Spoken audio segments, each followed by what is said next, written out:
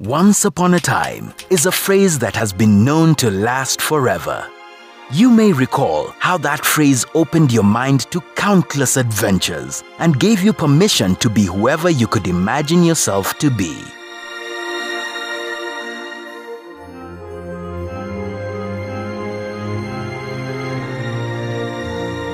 For 60 years, Textbook Center has been much more than a bookshop. It has been a place of knowledge, dreams, and transformation. Once upon a time, our story began. The story of the biggest and most diversified bookseller in Africa and how it came to be. What happened is that in 1956, I finished my education and went to Port Hall to work in a shop which used to sell hardware. Then they had a counter of books in that shop, which used to keep Bible, Kikuyu Bible and Kikuyu first reader and second reader and things like that. Beginning of 1958, the Ministry of Education, the district commissioner, they said they wanted a bookshop in Fort Hall. That time it was called Fort Hall, now it is Muranga. From its roots in Muranga and Nyeri in the late 1950s, Textbook Center was officially launched in 1964. This was the start of a partnership between two businessmen in Kenya, with the core business of supplying textbooks and stationery supplies. There were only about 5 or 6 employees in Fort Hall and Nyeri. Their philosophy was to increase the reading culture, make books available at fair prices throughout the country. Based on that, we see Textbook Center where it is now. The two small stores in Fort Hall and Nyeri were mainly for textbook distribution to upcountry schools and tenders issued by churches that ran schools such as Consolata. Books coming into Kenya from international publishers landed in Nairobi. In 1965, the company entered the capital as Textbook Center Kijabe opened its doors as a central distributor to bookshops across the country. At that time, the school order was not only books and stationery, but also wheelbarrow, panga, and all those sort of things, because they needed that also.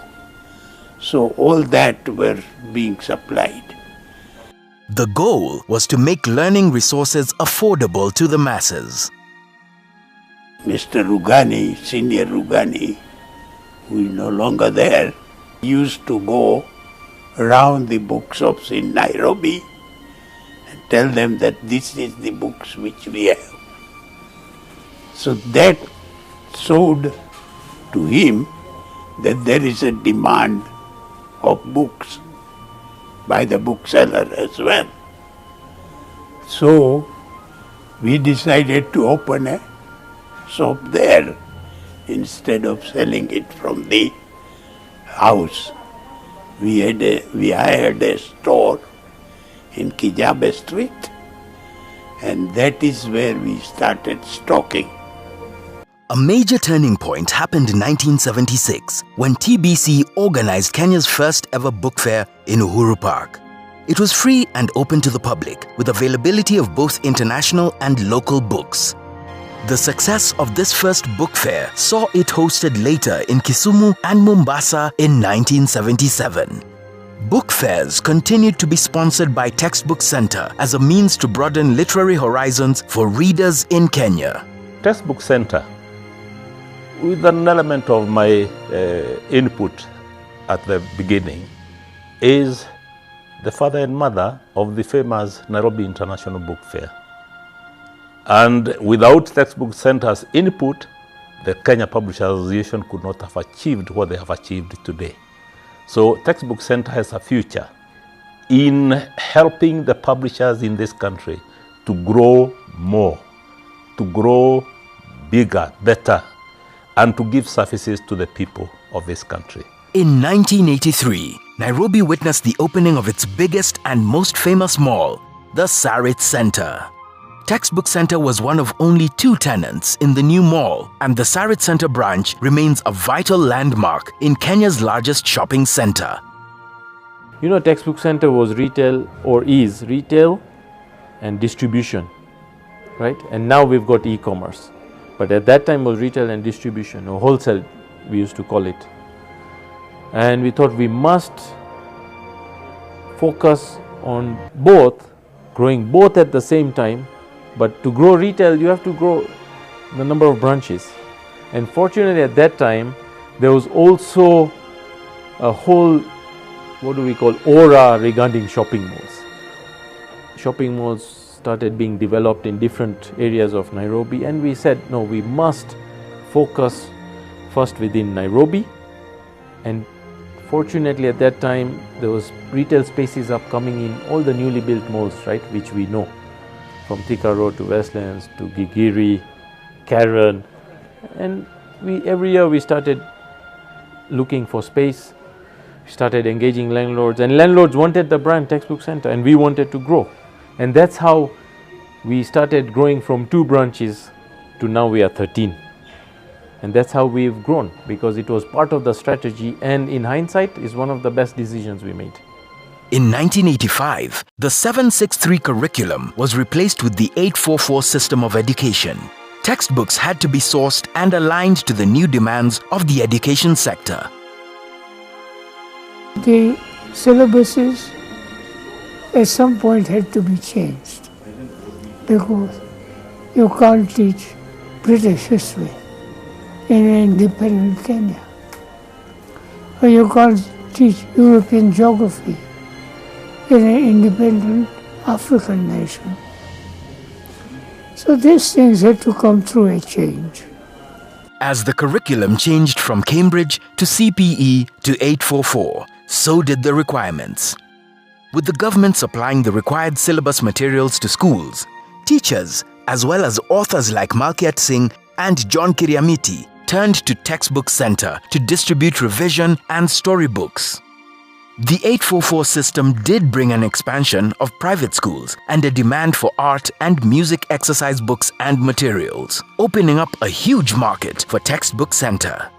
With more widespread access to basic education, reading in Kenya got stronger.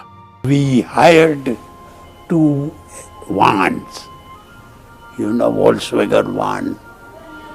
We used to keep books inside and go to the schools everywhere, one day here, one day there, and try to show them the books. These books were mainly revision sort of books, which the school will not provide, but parents would buy. From 2006, with peri-urban centers and towns becoming more established and populated, Textbook Center began to expand in earnest, with new branches being opened. The newly declared Kisumu City was the first branch outside Nairobi, followed recently by Ruiru in Kiambu County, along with other locations in Nairobi. The TBC ethos was quite simple. How can we contribute to learning from an early age? Textbook Center had evolved from its early slogan, supermarket for school supplies, to much more than a bookshop. I joined TBC in December 1998. Being part of TBC for a long time it's something that I'm really proud of, because for you to stay in a company for over 20 years, then it means there's something good in that company. So I'm still proud to be in Textbook Center for the 26 years that I've worked in it. Having explored and grown in ventures as diverse as mobile communication through Citadel Cellular, the decision was made in 2012 to focus on education with added value. In 2020, with schools closed for an indefinite period due to the pandemic, an unprecedented event with global impact, businesses were forced to revert to the bare minimum to try and stay afloat. What innovative methods did TBC deploy during this period? How did it become a place of serenity and a hobby finder?